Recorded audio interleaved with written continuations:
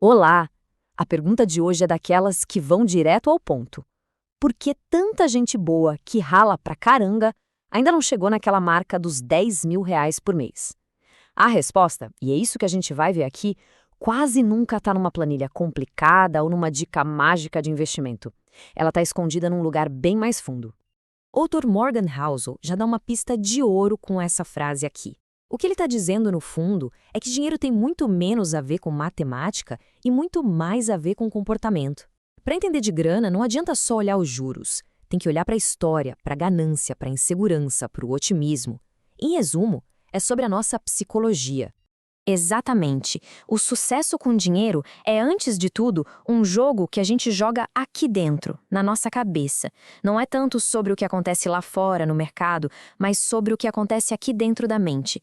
Os resultados que a gente vê no extrato do banco são, na verdade, só um reflexo do nosso mundo interior.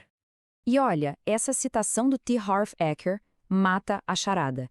Pensa numa árvore. O dinheiro na conta, os bens, o salário, tudo isso são os frutos, a parte que todo mundo vê.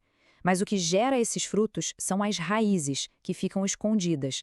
Nossas crenças, nossos medos, nossos hábitos mentais sobre dinheiro. Para mudar os resultados lá em cima, tem que mexer aqui embaixo primeiro. Tá, mas que origem é essa? É o que a gente pode chamar de programação financeira. Pensa nisso como se fosse um software rodando no nosso subconsciente, sabe? Um programa que foi instalado lá atrás, há muito tempo, e a gente nem se deu conta. Esse é o tal modelo financeiro. É basicamente a soma de todas as frases que a gente ouviu sobre dinheiro na infância, o jeito que a gente via nossos pais lidando com as contas, e as emoções que a gente aprendeu a ligar, a ganhar, a gastar ou guardar dinheiro. Esse modelo cria uma espécie de termostato financeiro, que define o nível de grana com o qual a gente se sente confortável.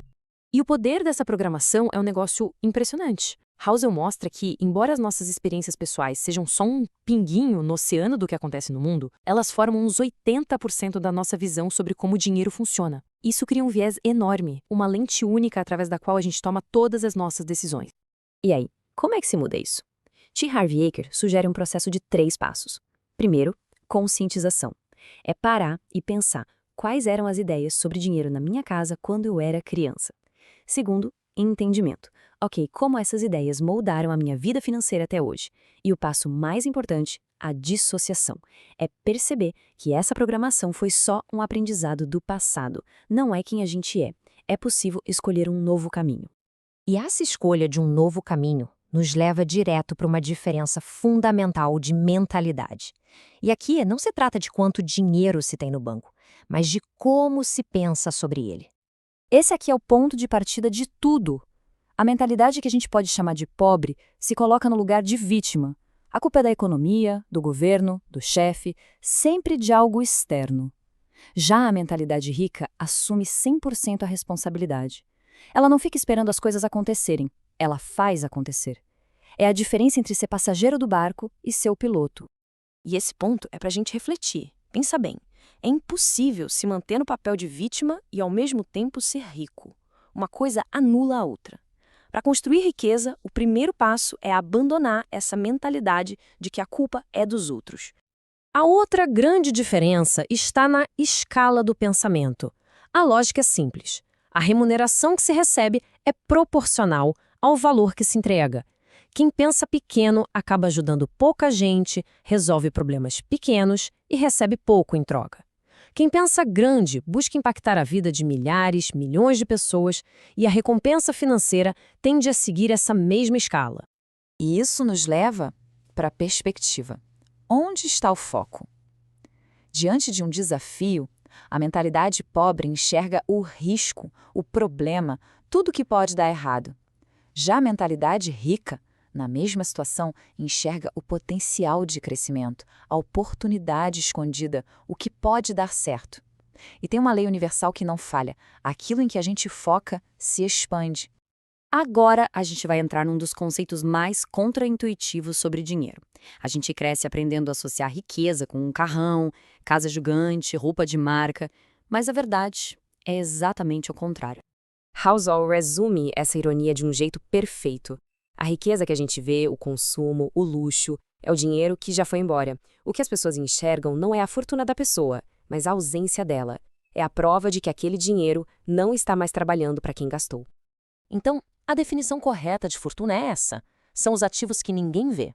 É o dinheiro que ainda não virou coisa. É a grana investida em ações, em imóveis que geram aluguel, em negócios, crescendo quietinha, no silêncio. Riqueza de verdade é a renda que não foi gasta. E para ilustrar isso de um jeito brilhante, vamos olhar para a história real de Ronald Read, um cara que trabalhou a vida toda como frentista e faxineiro. Alguém que ninguém, absolutamente ninguém, olharia e diria: esse aí é rico.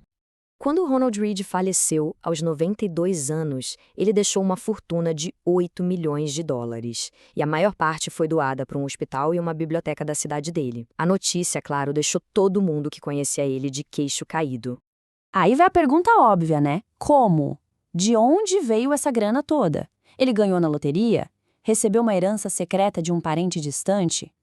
A resposta é muito mais simples e, por isso mesmo, muito mais poderosa. O segredo do Ronald Read não tinha nada de espetacular. Ele só fez o básico, mas fez por muito tempo. Ele viveu uma vida simples, guardou o pouquinho que sobrava do seu salário modesto, investiu essa grana de forma consistente em ações de grandes empresas e, o mais importante de tudo, ele esperou. Deixou o tempo e os juros compostos fazerem a mágica deles por décadas. A fortuna dele não veio de ganhar muito, mas de poupar muito e ter paciência. A história dele é uma aula, né? Ensina pra gente os princípios fundamentais para construir riqueza de verdade, que não dependem de um salário de diretor de empresa, mas sim de ter os hábitos certos. E com isso, a gente chega no ponto central da ação. Não adianta ficar esperando ter muito dinheiro para começar a cuidar dele. O hábito tem que vir primeiro. É que nem ir para academia.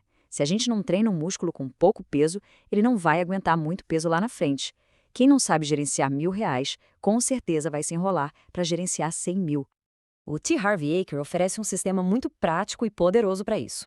A ideia é criar uma conta separada, a conta da liberdade financeira. Para essa conta, vai religiosamente 10% de tudo que entra. E o dinheiro que entra nessa conta tem uma única regra, uma regra de ouro. Ele nunca pode ser gasto, ele só pode ser investido. O objetivo é construir o capital, a galinha dos ovos de ouro que um dia vai gerar rendimentos, os ovos, que serão suficientes para pagar as contas. E para fechar, 2 ideias que podem mudar tudo. Primeiro, sucesso com dinheiro é uma habilidade comportamental. Tem mais a ver com psicologia e paciência do que com ser um gênio da matemática. O Ronald Read não era um gênio de Wall Street, ele era paciente. E segundo, como qualquer habilidade, isso pode ser aprendido. Ninguém nasce sabendo. É uma questão de aprender os princípios certos e aplicar com consistência. Então, no fim das contas, toda essa análise nos deixa com uma reflexão. A história que a gente conta para a gente mesmo sobre dinheiro, se ele é difícil, se não é para a gente, se somos vítimas ou criadores, essa história acaba se tornando a nossa realidade. Sabendo que é possível pegar a caneta e reescrever esse roteiro, qual será a narrativa escolhida de agora em diante? Essa decisão está nas mãos de cada um. Obrigado por acompanhar.